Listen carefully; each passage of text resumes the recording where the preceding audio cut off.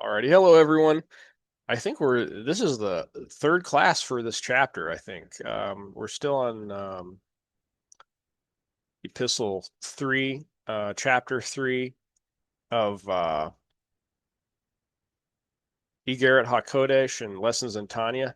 And so this is our non-Jewish Chabad Hasidus class where we study Chabad Hasidus, but we try to put a spin on it for, I shouldn't say a spin, but like I try to gear it towards non-Jews. I try to look for little nuggets of things that I know or even things that we just talk about. For instance, we talked about Soiviv Ka'alman, the outer light, the encompassing light. Soiviv is Samik Vav Bet. So we have 60, 66 plus 2 is 68 plus 2 is 70. Whenever you see the number 70, Gematria 70, it usually refers to the exterior, to the nations. And we're going to, matter of fact,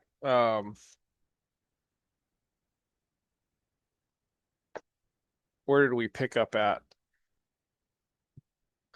I think we're further down here. So, that's the Soiviv light. That's the all-encompassing light. That is, um, like Hashem fills the heavens and the earth. So you have the an encompassing light, and then you have an internal light, a mamala light. Um,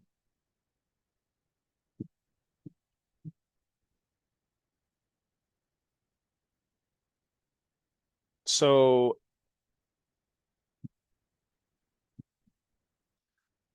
I forget where we left off. I'm just going to go ahead and start. This means that the Ein Sof light vests itself and radiates in an indwelling manner within the entire evolving chain of the 10 sfirot of the worlds of Atzilut, Atzilus, Beria, Yetzira, and Asiya. Moreover, it gives rise to the 10 sfirot of the world of Atzilus, which evolve into the worlds of Beria, Yetzira, and Asiya. The Sfirot of Atzilut thus serve as the divine illumination for the worlds of Beria, Yetzira, and Asiya. This is made possible by means of an immense contraction, a tzimtzum, which is explained in Etz Chaim. This contraction involves not only a quantitative lessening of spiritual illumination, but more importantly, a qualitative diminution. The hitherto infinite light is contracted to so great a degree that it can emanate and illuminate in a finite manner. The resultant light is referred to as an indwelling light, or panimi, a light that vests itself in an inward manner within created beings, inasmuch as it is contracted to match the spiritual capacity of the particular created being in which it is enclosed. Um, how does this relate to non-Jews? So what I have learned, and matter of fact, I was just reading the other day, this book's been on my shelf for quite some time. Kabbalah and Meditations for the Nations by Rabbi Yitzhak Ginsburg. Excellent book. I wish he would use Hebrew terms more often, even though he does use Hebrew terms, but um, I still he kind of puts an English nuance on things. Um, but he does that for the English non-Jewish readers, so I understand why he does it. But so that's just a personal preference. But anyways, he talks about the Or Makif, which we've mentioned, which I believe the uh, Alter Rebbe talks about now. Like for instance, now by fulfillment of the commandments, the above mentioned encompassing light is elicited and radiates within the 10 sefirot of the worlds of Atzilut, Beria, Yetzirah, and Asiya, thereby uniting with the indwelling light. So this is huge. And I think I said that last week, and maybe in the week before. But why is this important? So in this book, Ginsburg goes into a little bit more depth, and he uses so there's a term here. Um, where was it? There's Orpanimi, which is the internal light, the indwelling light, and there's the Ormakiv, which is the all-encompassing. It's the encompassing light. The truth is, they really are just one light, but from our perspective, it seems that way. So, um,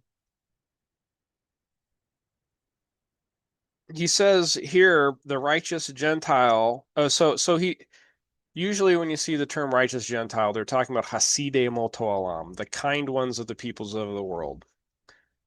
So he says here the righteous Gentiles, non-Jews' spark of divinity is described as a closely surrounding light. I don't know where he gets this from. It completely matches, but he doesn't source it. And so he's talking about what appears to me, which is would be called Klipat Noga. So we've learned this multiple times, and I've said this a bunch of times, but the Nefesh Behemoth, the animal souls of Hasidei Motoalam emanate from the Klipat Noga. What is Klipat Noga? It's a mixture of good and evil, mostly evil, but it still contains some good. And it's not a derogatory thing. Yisrael has the same type of Nefesh Behemoth, an animal soul that derives from the same thing. There's differences what happens after that, but the point is this is what's going on. Why is it called a Klipat Noga? Because there is a glimmer, a shimmering of godliness that can shine through this thinly veiled klipa called Klipat Noga. Okay, and it appears that Ginsburg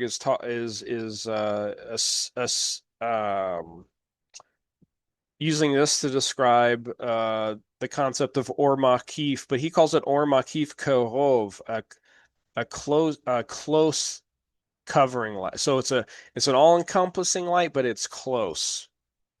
Okay, and then we've talked about the animal souls of Nefesh Behemoth that derive from the left side, the Shalosh Klipot Tameot, the three completely impure klipas or husks. These are very thick klipot that you cannot see the indwelling light within. And the or Makif light is so far you can't see it. You can't see it either.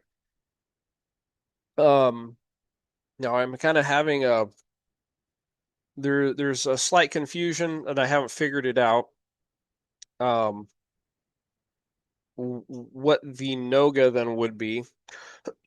Like, what is that light? And the fact that it's one, maybe the fact is I'm seeing it as one, and I'm not differentiating it out. But that kind of light is Ginsburg is referring to as Or Makif Rachok, which is a distant light, um, light that's far away and cannot be detected um, from that person's human soul. So those such a people, like, and I've said this many times, it's as if they don't see godliness at all. They might believe in God, but they believe God is over there. He is separate from us, and he's not doesn't have anything to do with our lives from the Umot Olam perspective. The Hasidei Umot Olam perspective, however, is like they see it as they see it similarly, but they also can detect the Noga enough to have an element of bittul, an element of self-nullification on an emotional level. And the reason why they're called Hasidei Umot Olam, the kind ones of the nations of the world, is because they use the aspect of chesed, kindness, to I don't know if nullify is the right word, but through their nullification, they use chesed to do kindness, true kindness to their fellows. And we've talked about this before. It's mentioned in chapter 1 of the Tanya here at the very bottom. This footnote is very important, but that among the nations of the world, it's called the nations of the world, but it's really the peoples of the world. This makes it sound political a bit, and it's not. It's there are 70 nations. Um, you could divide them into tens, and so seven tens.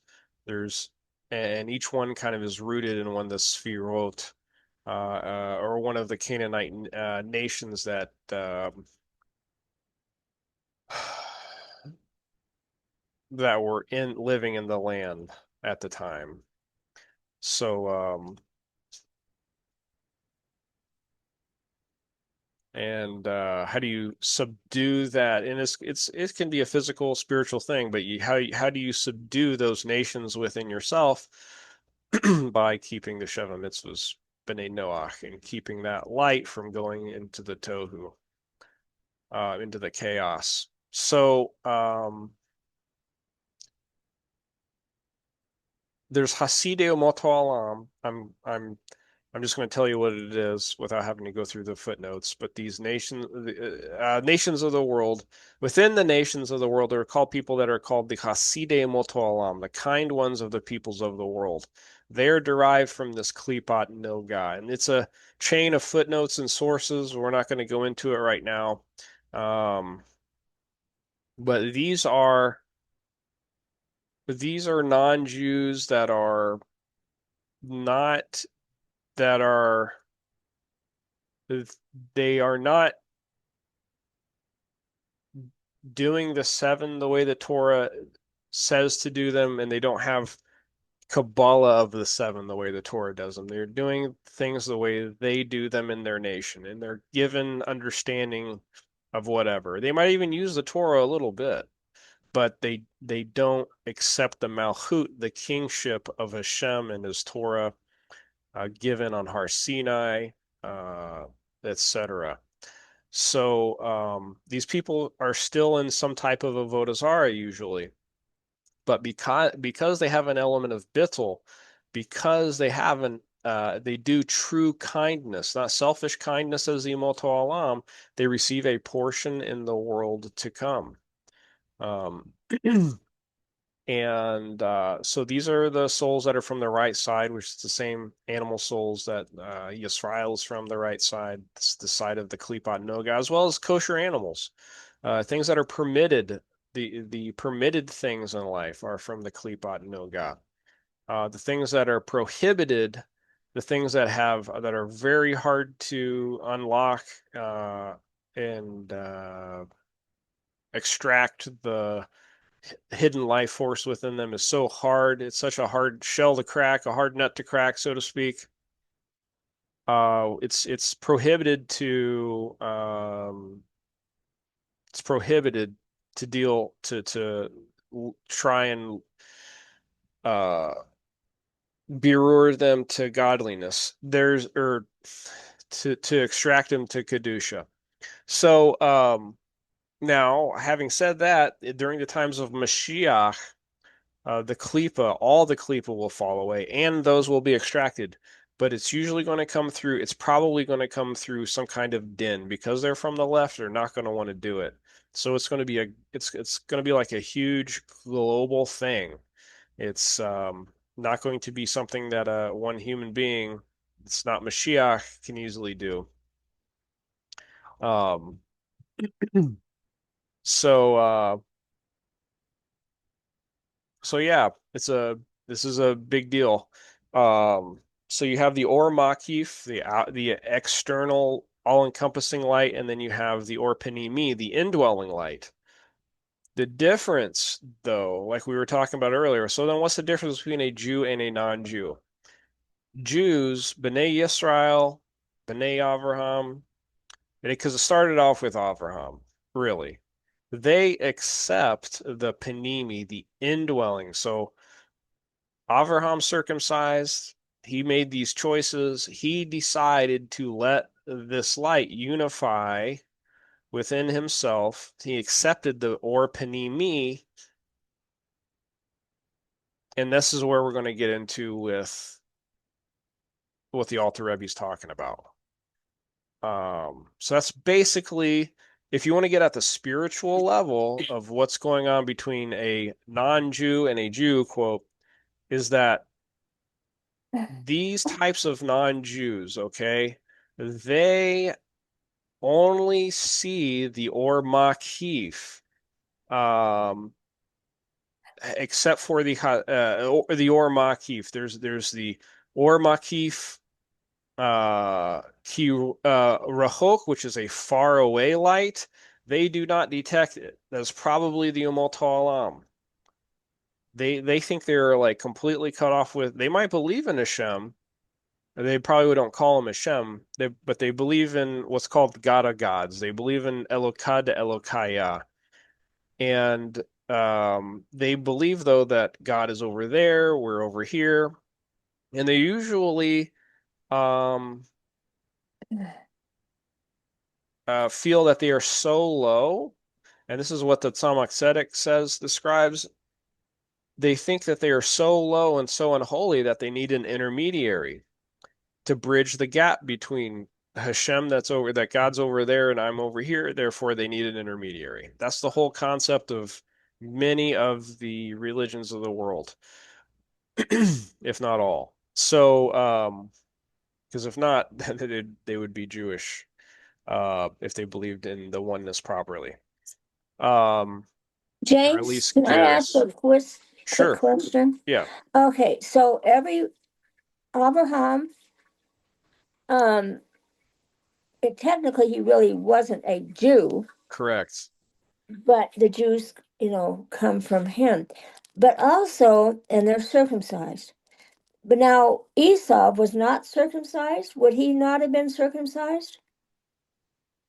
Um, Good question. Esav, I believe he was circumcised. I would think he'd had to have been. Yeah. I don't know. I know that I've read this before, but I completely forget. I believe he was circumcised, but when he sinned, like gave up his birthright and the like, I don't know if he was excisioned, if he was excised from being of um the same stock as Yitzhak, but I'm not sure. See, but how could that be changed? I mean, if you're there, I mean, you can't change who your parents were. And I just don't get how that could be changed. Oh, I think it's because he loosed himself from it. He gave it up. Um, Okay. I'm not sure. I'm not 100% sure. I'm not the person to ask that question to. It's a great question. I'm glad you asked it, but I think I learned it once, like just going through it real quick, and I forgot it, unfortunately.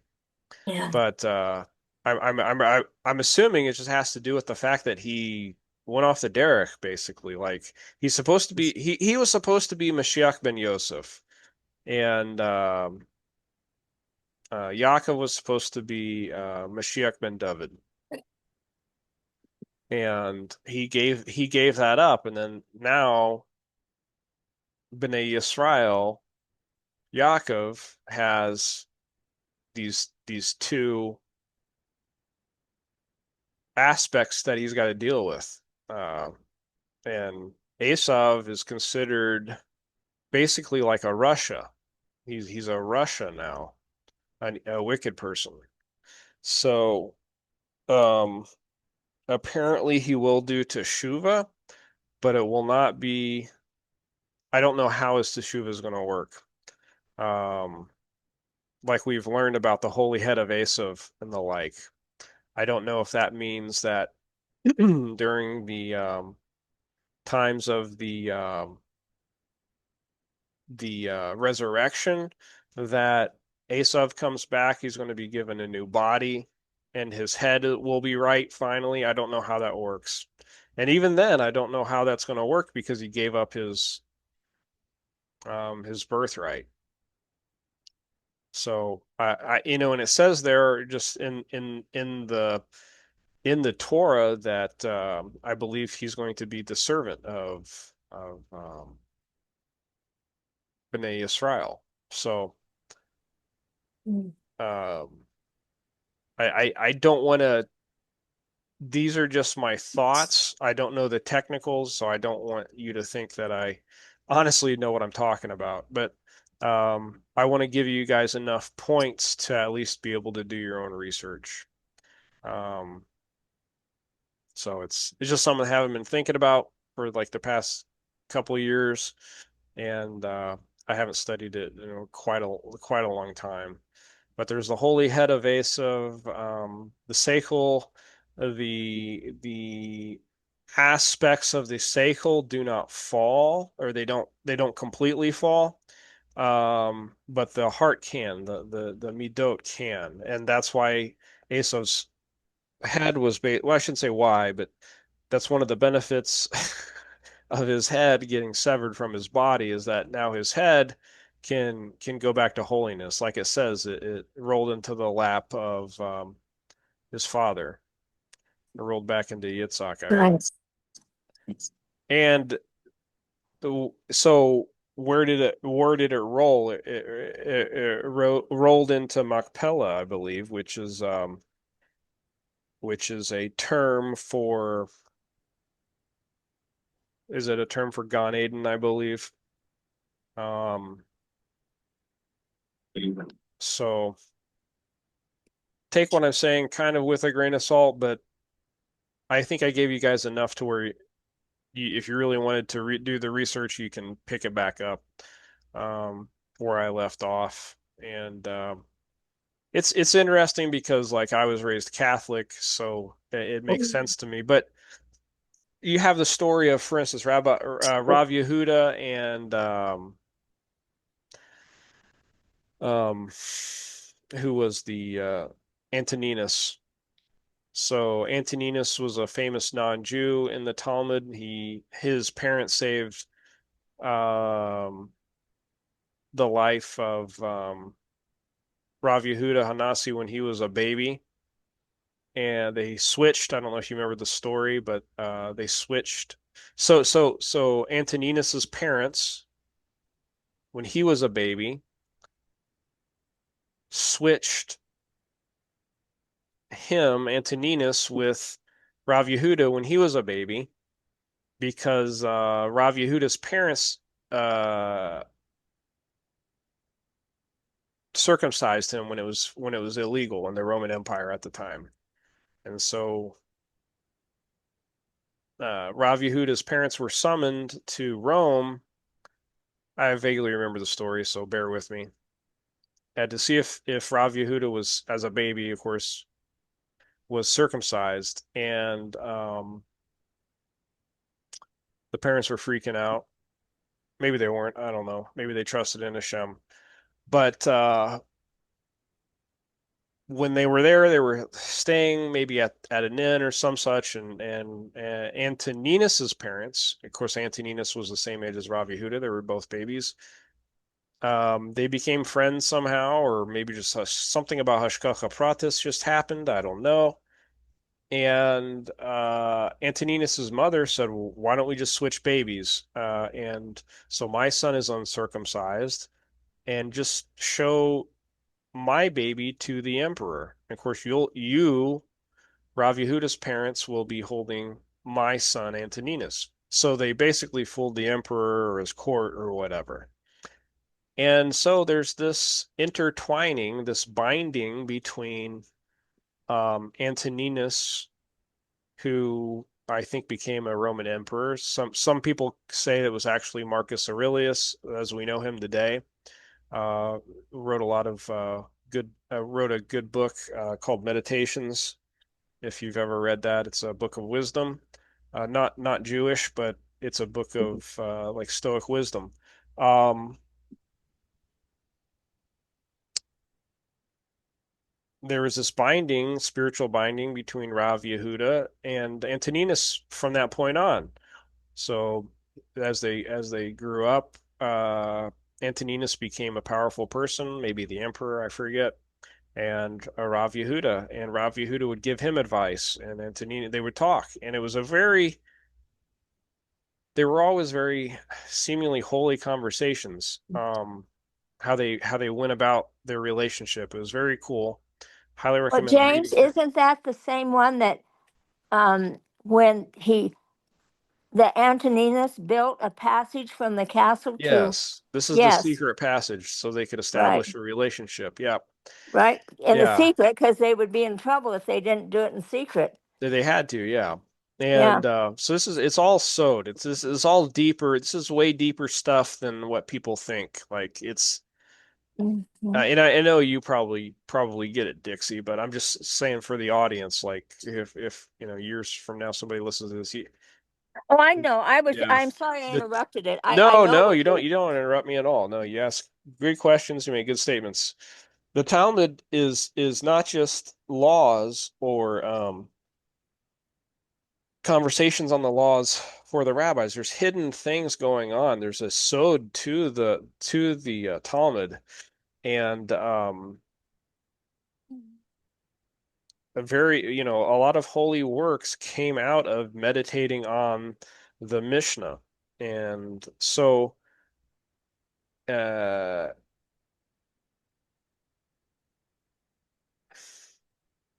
I forget where I was going with this, but the Antoninus, oh, Antoninus asks me, and they had Antoninus turns out to be a good guy, basically. You can tell he's an upright guy, but he's just not Jewish. Rav Yehuda, you can tell he's kind of like they're friends, but he's got to keep a little bit of his distance a little bit, but he has the wisdom. He knows Antoninus. Okay, this is the whole thing. It's a dance, and Antoninus asks him if he's going to receive a portion in the world to come because he heard Esav will be obliterated. It says that there will be no, and this is very important to what's going on in the world today because there's a lot of anti-Semites that say, "Oh, see, they call us Esav. They call the Western Greco-Roman culture Esav, and yada yada." This is such an important story to listen to and understand. And now, unfortunately, I'm not a good storyteller. But Antoninus asks Rav, he says, "Will I receive a portion of the world to come?" Because he hears that hey, you guys don't like Esav. Like the Esav's going to be obliterated. And what Rav Yehuda responded to him, he says, yes, you're going to enter the portion in the world to come. And he says, whoever acts like Esav is Esav. So Rav Yehuda always answered him kind of indirectly. Um, I shouldn't say always, but he did it a lot. He answered him incorrectly because they're trying to teach a message. And the message is don't act like Esav. I just had a class earlier, just an hour ago, and Rabbi told us about how Shimon and Levi, how they acted like Esav when they went after the people who took advantage of their sister. If you remember the story of Shimon and Levi, they the desecration of Dinah, basically. So Yaakov didn't like it because they were acting, even though they did the right thing, they were acting like Esav, his brother Esav, which he did not like, of course. So yeah, we're not supposed to act like Esav. And this is the thing, like you got to realize Antoninus was from the Greco-Roman culture. And this applies so much to us. He was from the Greco-Roman culture. But Rav Yehuda says he's going to receive a portion of the world to come when, I thought the rabbi said, the anti-Semites, they pick it up in off of commentaries and stuff like, oh, the rabbi just said we're, Greco-Roman culture and everything's Esav, yada yada. It does not mean that the people that are from it or live in it are all Esav. It's and this is the story. It's like this is what it's about. Those who act like Esav are from Esav. And this is why I say, like when I was talking about chapter one here, don't think that these are political nations. These are spiritual nations. These are 70 sarim, 70 princes or angels that they they misused the name. The princes of those nations, they misused the name and they created a Vodazara out of them. And those are the 70 nations. If you are coming back to the Torah, and why I say come back, because it's written in Nida 30b, and I know a lot of people don't interpret it this way, but it says that everyone in the mother's womb is taught Torah, and they're given a godly soul that is like an or makif, that is like it's a lantern above the head that is makif. It's an all-encompassing light. Everyone has that to some way, and that's what we're talking about here. And a person, an individual, even though it is harder, seemingly harder, whatever you want to say, well, we're just use relative terms here, harder for the non-Jew. Why? Because we are birthed into Avodah Zarah. We were birthed into Avodah Zarah. We did not have an inheritance like Yisrael has an inheritance. Yisrael has the inheritance where they impress upon their children the Or Panimi, that inner light, through circumcision. They begin the process of the maturation of that neshama, that nefesh elokis, that godly soul. That does not mean that non-Jews are completely removed from that process as well. It just means it's not part of their system. We have to merit and find and walk to that system, and that is what's called gerus. Now, I'm not saying that when you started out that you're going to be a Garrett Sedek and therefore you have a right to be called Jewish. And boy, you just better make your own space and go barge into a shul. Nope, not at all. Don't do that. It's not going to work. What I'm saying is that's the beginning of accepting that inner light, that makif, and saying, "Hey, I must have an indwelling light of that as well that I need to accept." And it's called gerus. That's called sojourning. That is seeing a light where Yisrael is or lagoyim, a light to the nations, and we can be drawn to that light. Oh, wow, I recognize that light. That's a light that is also deep within me. It's a Makif light, but guess what? I detect it. And not only do I detect it, but wow, that really looks really familiar. So what do? You start your journey. You start walking towards that light, just like a lighthouse or any other kind of, light if you're in darkness. And just like Hashem said, uh, in the beginning, there was darkness, and then he said, "Let there be light." Right? So this is all where this stuff comes from. This is all the same thing. This is I'm taking you guys through different levels of texts, but it's all the same thing. And so, from the non-Jewish perspective, we come from this or makif, and the non-Jew in the Jewish nefesh behemot as well. However, the lighthouse, or the thing that helps it introduce that light to become the panimi, that indwelling light, so it can be revealed in a more tangible way through the Torah and mitzvahs, is their parents in impressing on them the inheritance of that goes all the way back to Avram. And they accept it. How do they know? They accept it through the Torah and through Har Sinai, because it was there that the whole nation was witness to these great events, and they saw it. They were there and they saw it, and they passed it on from their from them to their children and on and on. Um, so, but the point is, as non-Jews, we can technically, realistically go through this Garrus path as well. What is the best way to start? How to do this? Well, one, you can just become a Iggeret Tzedek, accept them all, go to a court and say, "Hey, I want to go through Garrus completely and accept Taryag mitzvahs, accept 613." It's a big process.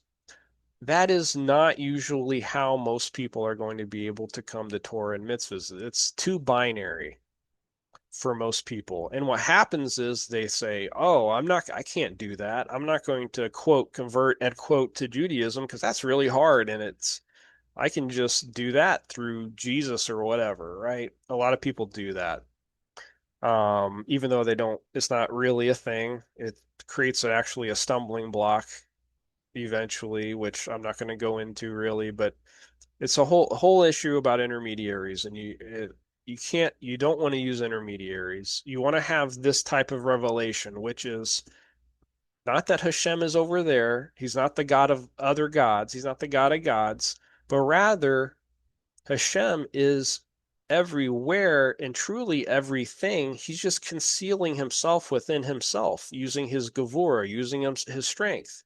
Not only that, but me, I am really just emanating from him. I am not really me as I think of it. I don't have my own power or even my own will really, but I do have a free choice.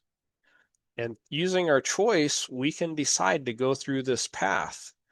And then I shouldn't say the best way to do it, but a good way for I'd say most people, 99% of people in the world, is to go through the path of the Sheva Mitzvot B'nai Noach, and don't do them like they think they do them or like the nations do them, but do them the way the Torah says to do them.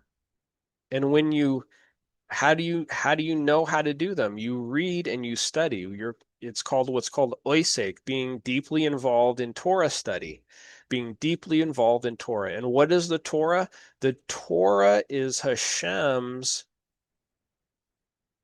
how do I say this?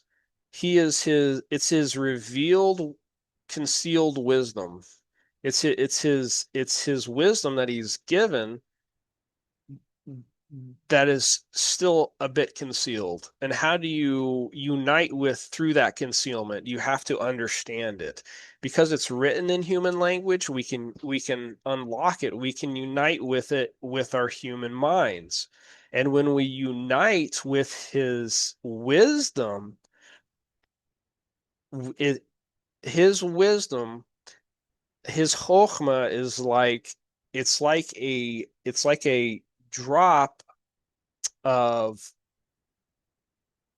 of um it's like a seed that is impregnated into the bina, into the female aspect where it can develop and grow, and that understanding then grows.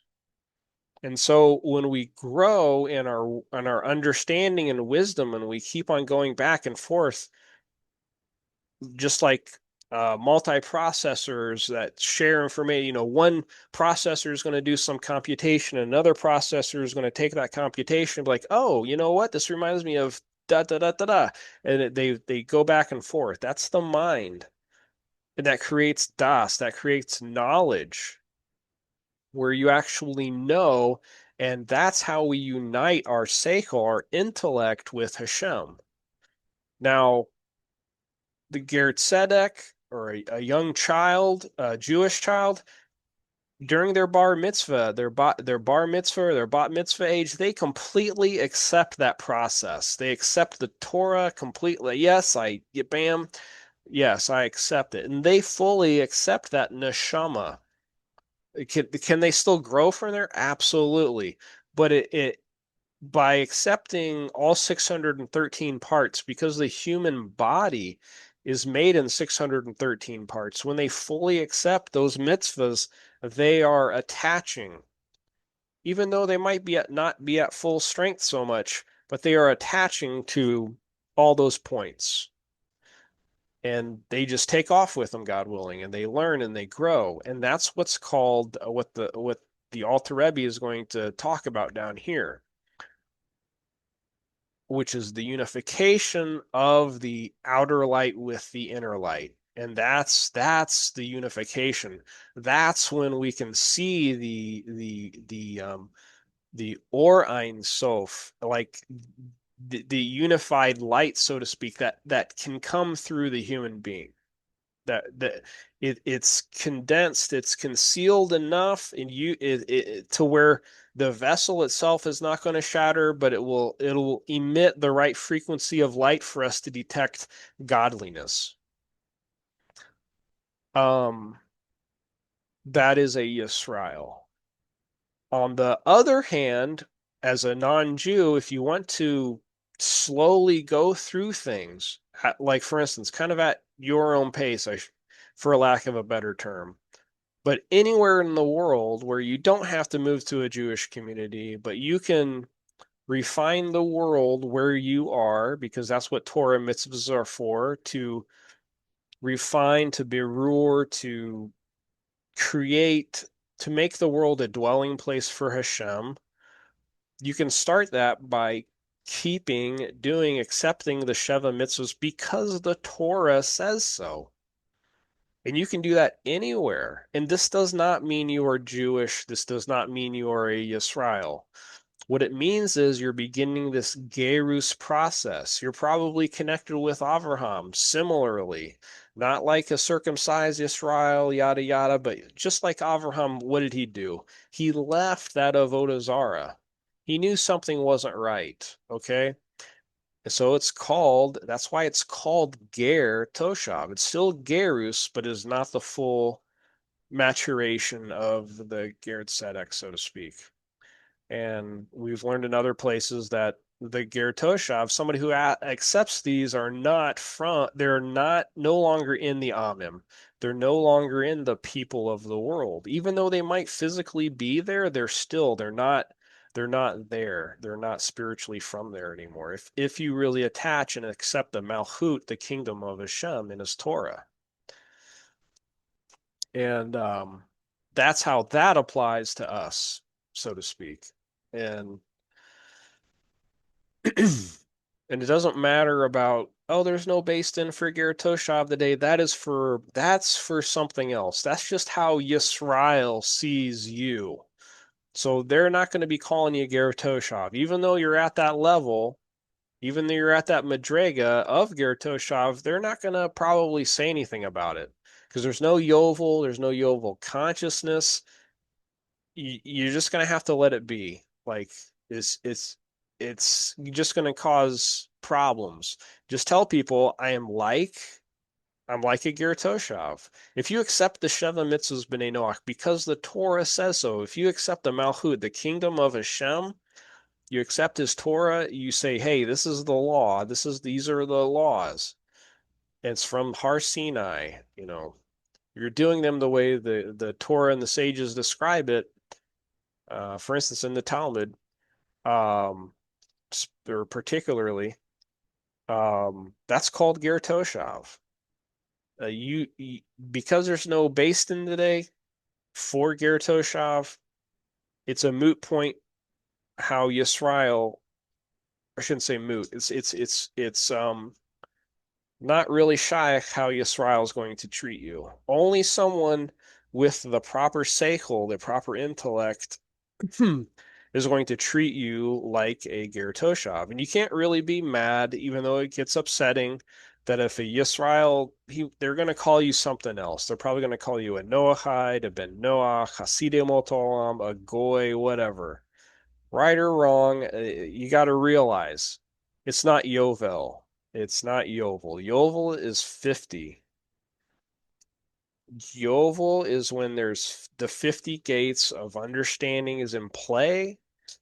And that's why, for instance, Rav Yehuda, he was giving a gift to a non-Jew. And I think it was Raviosa says, well, "How are you giving this non-Jew a gift? Why is this a thing? Because in the laws, you're not supposed to give gifts to idolatrous non-Jews." So Rav Yosef was like, "How are you able to give this guy a gift when we don't have Beis Din, when we don't have Ger Toshav, Beis Din today?" And you've probably heard it before. There's no Ger Toshav today. Rav Yehuda responds and says, "I'm giving him a gift because I know da'at," and he uses the Aramaic term. I forget what the da'ti or something. I know that this non-Jew is not an idolater.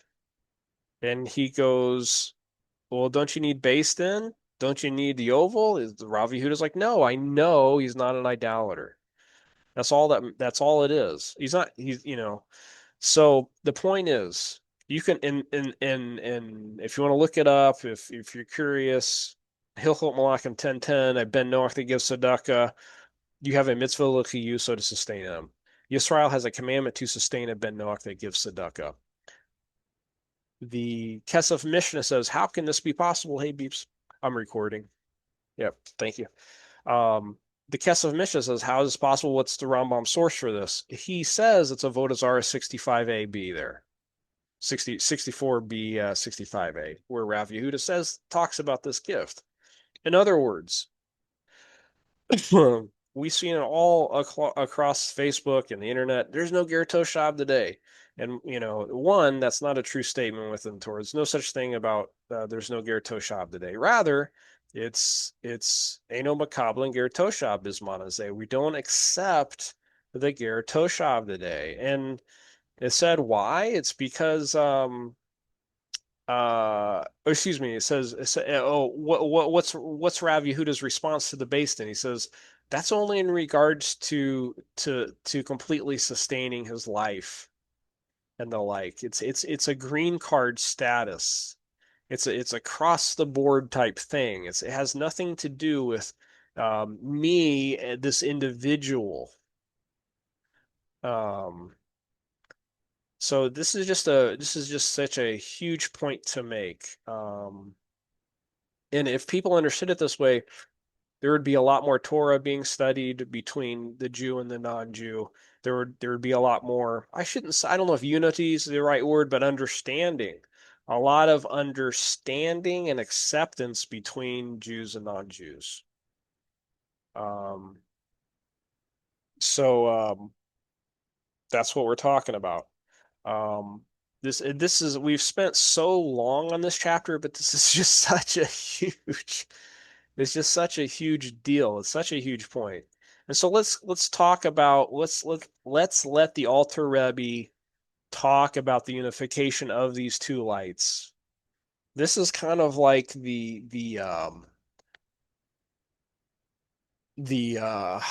point that we're trying to get to just as human beings, as humanity. And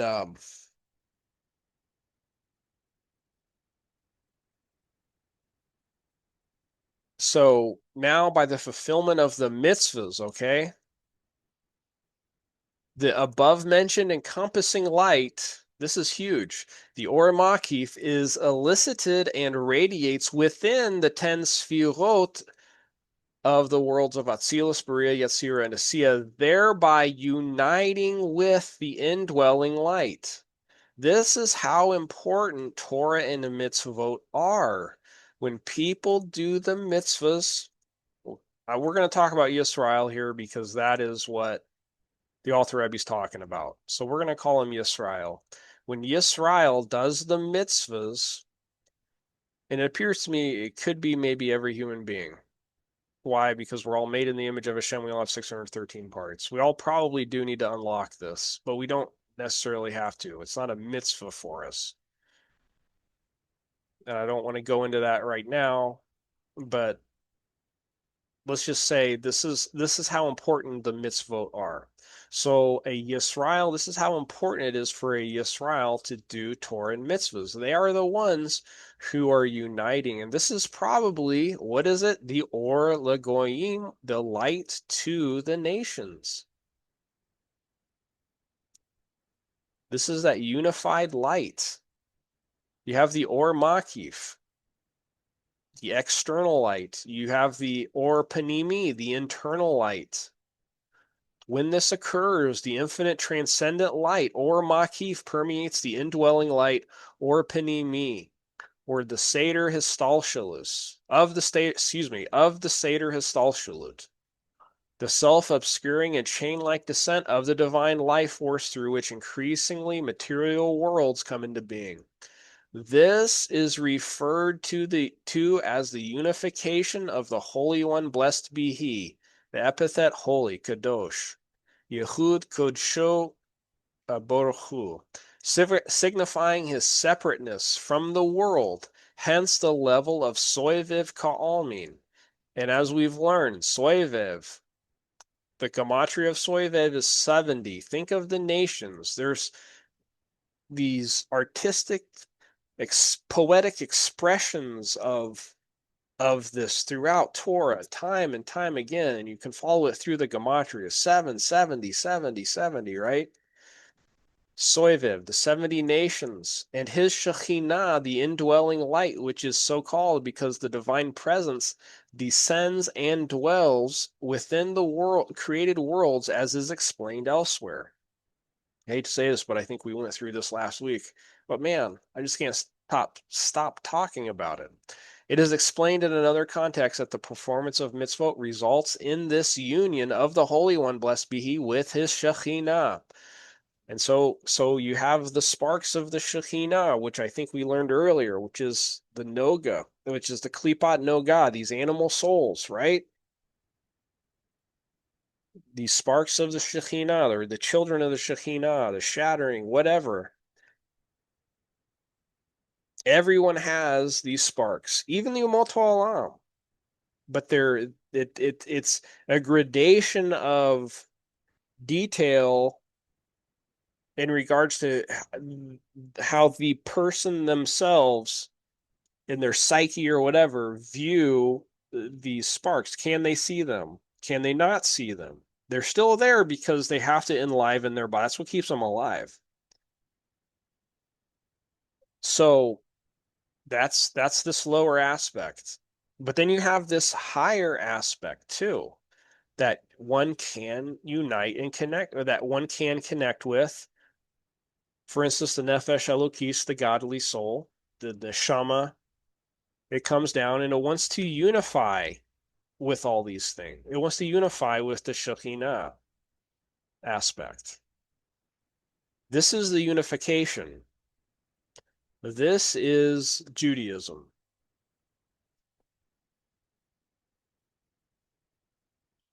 This is why we say L'Shem Yehud, and you can hear the term Yehudah.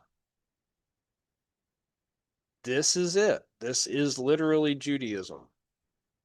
For the sake of the union of the Holy One, blessed be He, with His Shekhinah, for the sake of the unification, Yehud, before we perform certain mitzvot, for it is they that fuse the light of the Soiviv Ka'almin, known as the Holy One, blessed be He, with the light of the Mamale Ka'almin, known as the Shekhinah. Thus, the main radiance of divine light drawn down through the performance of commandments is affected within the evolution of the spherot of the four worlds. And from a reflection of the above encompassing light by means of a powerful contraction. So, this Or Makif,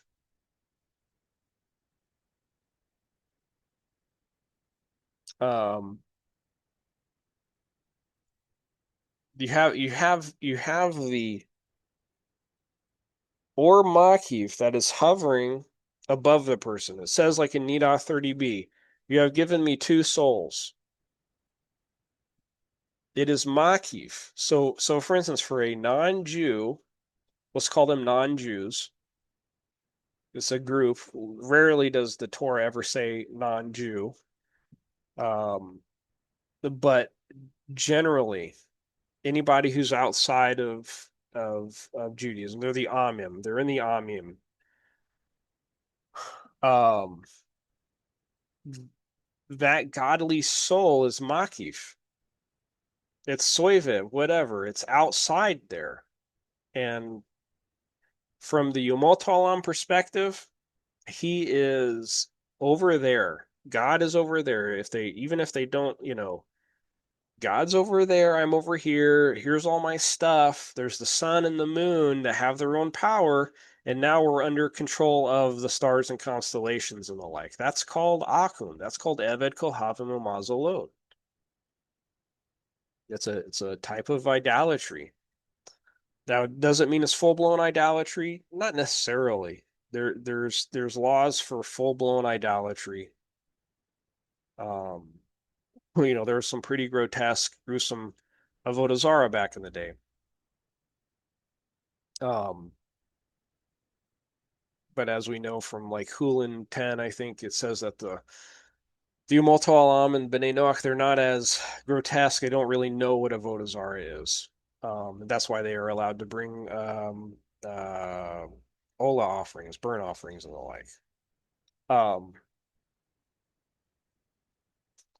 So it does seem that the Umot Alam are probably, this is me saying this, but it seems like they're refining themselves a bit, like since the beginning of time. And you have a thing called instead of the Umot Alam, the Hasidim Umot Alam, the kind ones of the peoples of the world. Um, and and those people, they see the Or Makif Kiuv as a close light, a close encompassing light. They can detect the godly light. But their or panini is still hidden from them. They don't realize that the or panini that is within them is enlivening them. They're disconnected from it from their perspective. The Yisrael, however, accepts it. They see it, they accept it. Yes, we will do, we will hear, and they pass it on to their children. And from a reflection of the above mentioned encompassing light by means of a powerful contraction, a garment is made in the lower and upper gardens of Eden for the soul's level called Nefesh Ruach Neshama of man,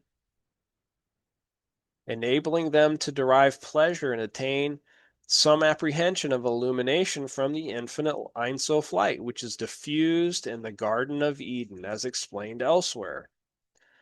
For unaided, the finite soul would never be able to apprehend this infinite radiance. So there's these garments that humanity, particularly Israel, can use to detect this light. So let's see what the alter Rebbe. I mean, he uses certain nouns. I don't want to I probably shouldn't be skipping over them and just trying to paraphrase there. Enabling them to derive pleasure and attain some apprehension and illumination from the infinite Ein Sof light. And I would say that every human being has the ability to do this. Why? How do we know this? Because it says Or Goyim. Why would there be a light going to Goyim if the Goyim cannot detect?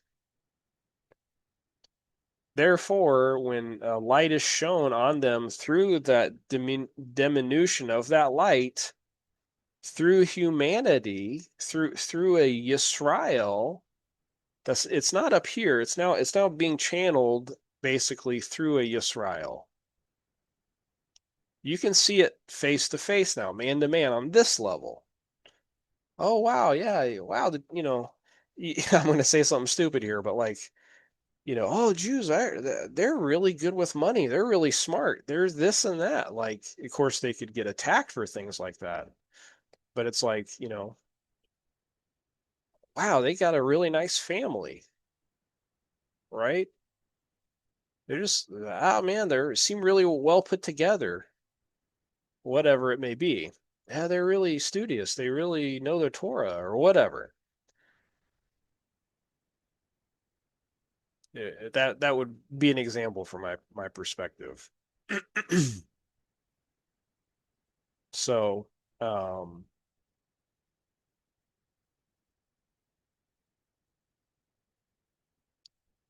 so in other words, Yisrael is a holy nation, and they're a nation of priests. When such a person, and I'm just going, I'm this is just me speaking.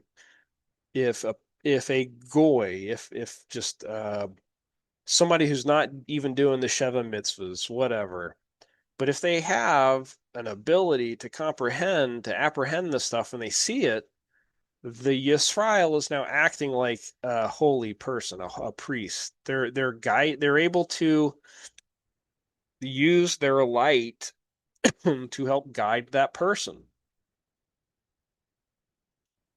It doesn't mean that that person is now should now be dependent on them or something. Heaven forbid they shouldn't, unless they absolutely have to. Um, but if that non-Jewish person, if they have a seichel, guess what?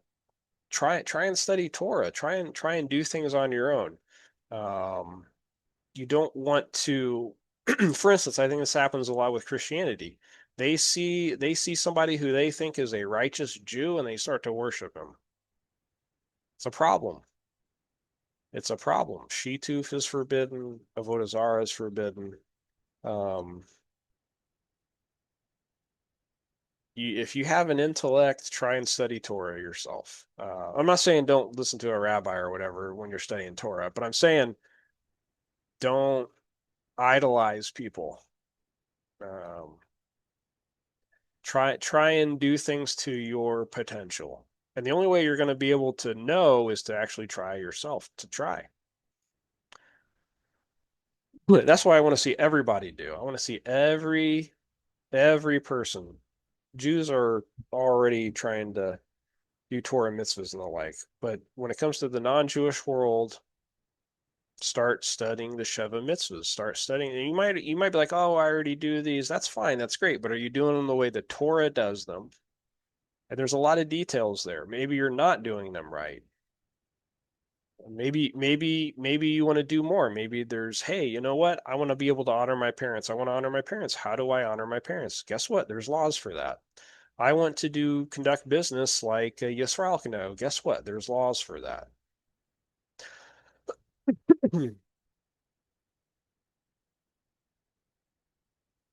But you have to be out of Avodah Zarah first. You have to be out of Avodah Zarah first. Can't be doing idolatry. This is the meaning of the teaching of our sages of blessed memory. In this world, there is no reward for the fulfillment of the commandments. They do not say that in this world there is no reward granted. Rather, there exists no reward in this world. For in this world, which is physical in a state of limitation, a state of great and most extreme contraction, it is impossible that any reflection of the infinite Ein Sof should become invested, except by means of the 10 Sfirot, which in the sacred Zohar are referred to as the body, the gufa, literally. The Alter Rebbe will soon explain that just as body and soul are incomparable, so are the Sfirot infinitely distant from the infinite Ein Sof light. As a reward for performance of the mitzvahs, one is enabled to draw down the infinite degree of light, but this light cannot possibly descend within this world, which is bounded. Thus, in this world, there is no reward for fulfillment of the commandments. No such revelation can possibly be clothed in this world, for whatever illuminates and clothes itself in this world derives merely from the level of the 10 Sfirot, which the Zohar terms the body. Thus, for example, the Sphira of Chesed, kindness, is called the supernal right arm. Govura, severity, is called the left arm, and so on. For just as there is no comparison between the physical body and the soul, so there is no comparison whatsoever between the 10 Sfirot of Atzilut and the Supreme Emanator, the infinite Ein Sof.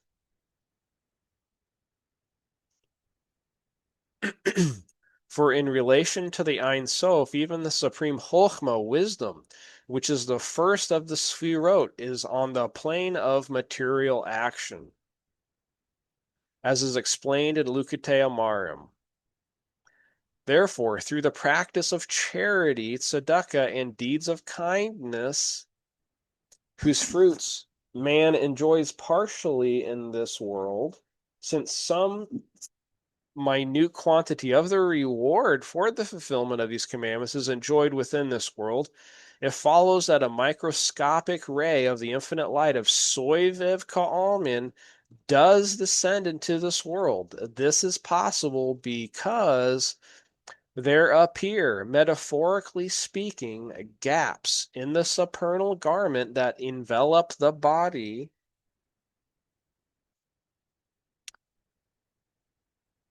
So, in the way of a muscle, through the in that the supernal garment that envelop the body, which is the vessels of the ten sfirot, through these gaps, light and abundance are irradiated and diffused, so that from the sphera of Chesed, which is the right arm, there results longevity in this physical world. And from the left arm, which is the sphera of Gevura, there result wealth and honor, and likewise with beauty that emanates from the sphera of Tiferet, a majesty, hod, splendor, hadar, and gladness, chedva, etc., from the respective sphirot of hod, yesod, etc. So the reward is up there, but even the light is able to shine through down here. I think that's basically what it's saying. And a lesser understanding is, oh, that is the reward. Oh, that is no, it's not the reward. That's just the light that comes through the garment a little bit.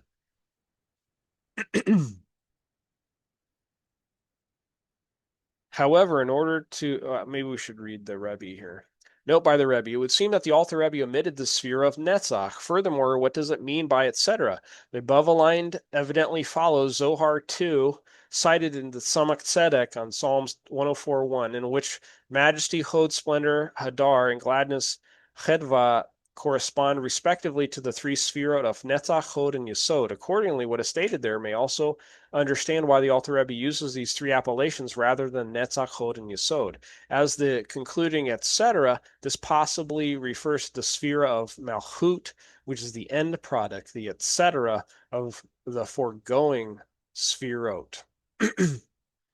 However, in order to prevent the forces of evil, the the hitzonim lamala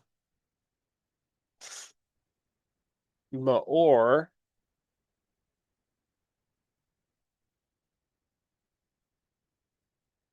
so it keeps these hitzonim from drawing on high from the light and abundance,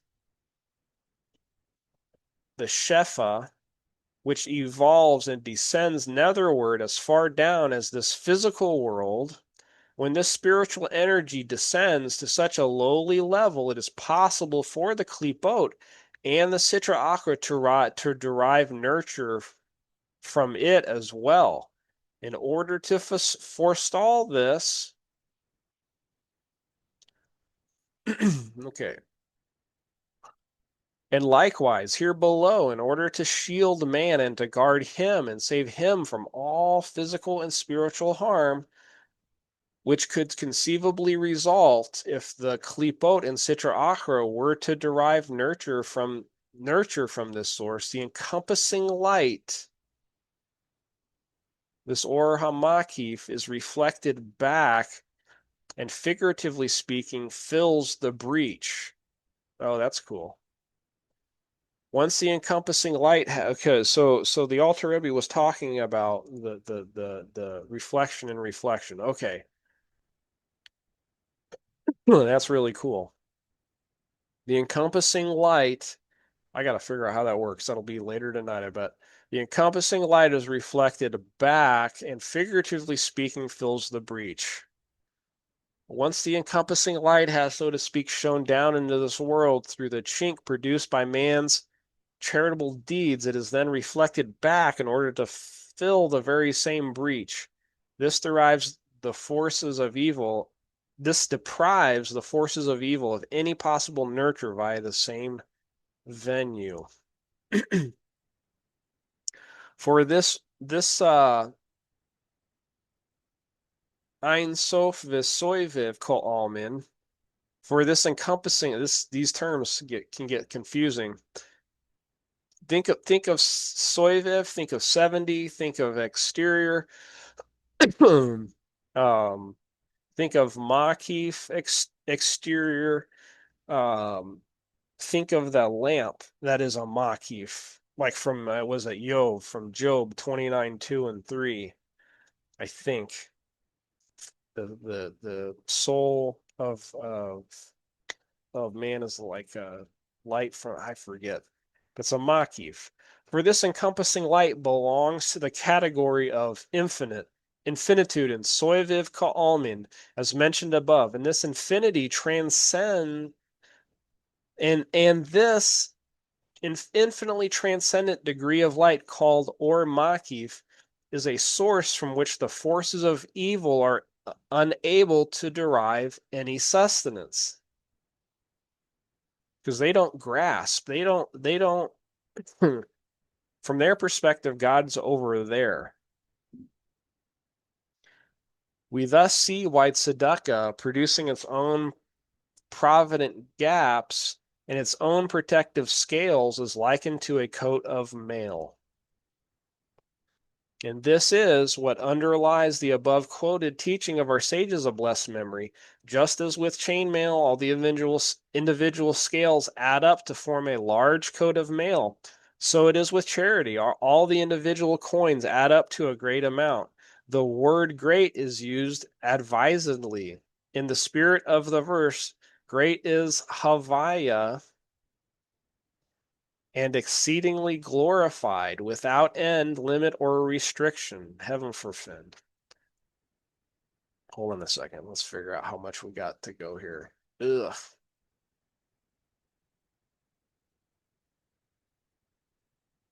We've already been, I think we need to stop. We're not going to get through it. It's going to be up. I'm excited about it. I'd love to stick with it, but it's getting late. I think we're going to call it I a agree, night. James. Right. Yeah. Well, I don't know. Whew, this is exciting. This is good stuff, but I Oh, it's appreciate, awesome. isn't it great? Like we kind of Hmm. figured it out. We kind of Yeah. figured out a difference between the Umot Olam, Hasidim Umot Olam, and Bnei Yisrael. A little, the difference between people that are internalizing the light and people that still think the light is over there. It's no longer here type thing. Um, and those people can still believe in God. Well, They this just helped me. don't believe, yeah, they just don't believe in God the way Yisrael believes in God. And those people can even receive a portion in the world to come, like we learned. The Hasidim Omot Olam, they receive a portion in the world to come. But But yeah, so isn't there different levels, James? definitely, yeah. It's you got for so the peoples that receive a portion will come. This is from tractate what is it, Manachot, I believe it's called, the tractate of portions. They receive a portion, so it's between them and Hashem. Like whatever portion they're nullifying themselves and their hesed to and themselves, that's their portion. And that's the way Hashem deals with everybody.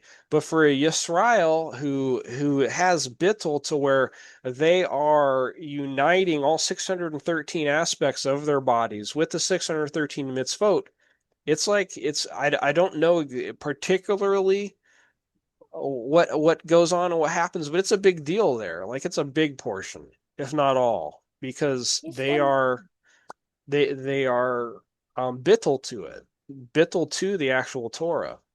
So it's a big deal. Um, and you got to realize too, like it's the world to come. Why is it Hesed? why is it the world to come and why is it Hesed? Because Hashem creates all the worlds with Hesed. I think it's said in Tehillim. It's said in the book of Psalms.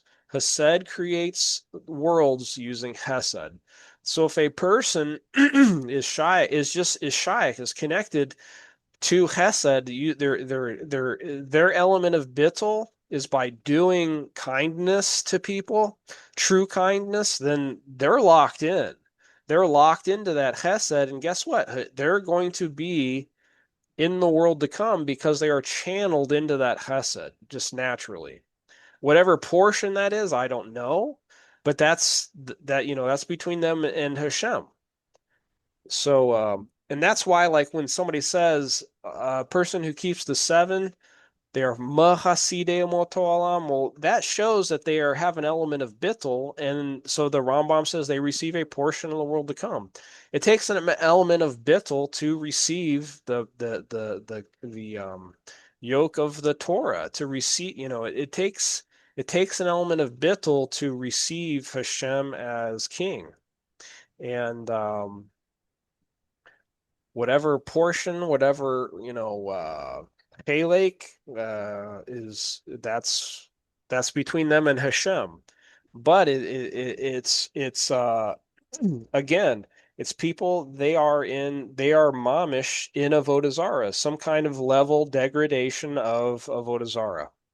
Um, that doesn't mean it necessarily has to be a gross avodah zarah. That doesn't mean they're like drinking their enemy's blood on an altar of gold to their whatever. It doesn't have to be like something gross.